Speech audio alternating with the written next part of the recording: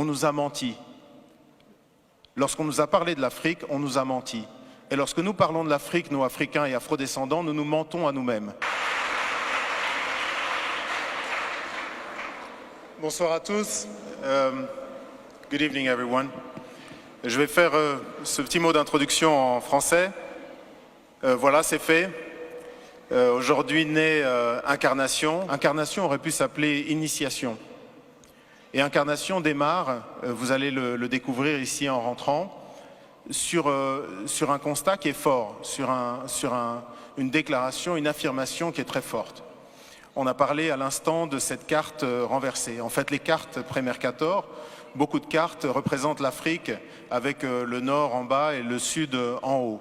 C'est ce qu'on appelle un point de vue afrocentrique. Et effectivement, la Terre, c'est une sphère qui flotte dans l'univers. Et dans l'univers, il n'y a pas de haut et il n'y a pas de bas. Et moi, je considère effectivement que ce n'est pas anodin le fait qu'on ait choisi que l'Europe soit en haut et l'Afrique soit en bas. Deuxièmement, Mercator, ce géographe de la Renaissance, a décidé, pour essayer de développer et aider les lignes maritimes, donc en faire des lignes droites, décidé de projeter ce qui est un globe en 2 dimensions sur une carte. C'est les cartes qu'on utilise toujours aujourd'hui. Et le problème, c'est que mathématiquement, quand vous faites ça, vous devez choisir un point de référence. Le point de référence détermine en fait quelle partie sera la mieux représentée ou la plus grandement représentée et laquelle souffrira. Et moi, j'ai appris, comme certainement vous tous ici, que l'Europe avait une proportion qui était presque comparable à l'Afrique, ou en tout cas une partie de l'Afrique.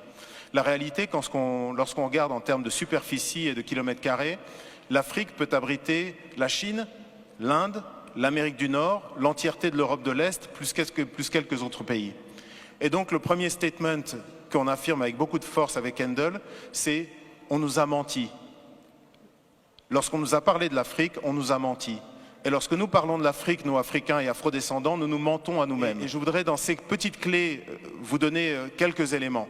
La première clé que je voudrais vous donner, c'est ma réaction il y a quelques temps. J'étais en train de passer du temps avec mes enfants et je regardais la télévision.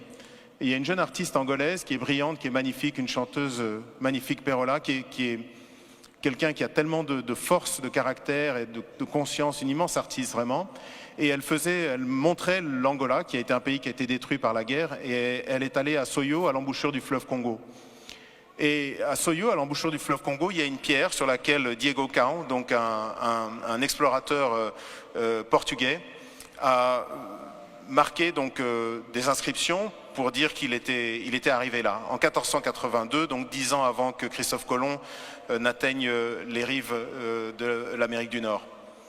Et cette jeune chanteuse a dit en portugais, je vous le traduis en français, elle a dit voilà, 1482, Diego Cao arrive ici et c'est maintenant que commence notre histoire. Et j'ai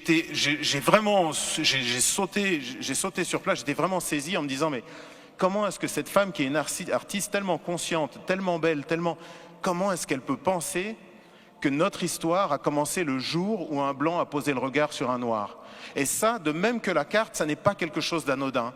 À un moment là où l'Afrique est obligée de se projeter dans le 21e siècle, à un moment là elle est toujours un réservoir de croissance pour le monde entier et d'enrichissement à part pour l'Afrique elle-même, je pense qu'il faut effectivement que nous, les Africains et les Afrodescendants, mais également, c'est un fait qui s'établit pour le monde entier, que nous arrivions à réfléchir sur à quel point nous sommes orphelins de l'Afrique.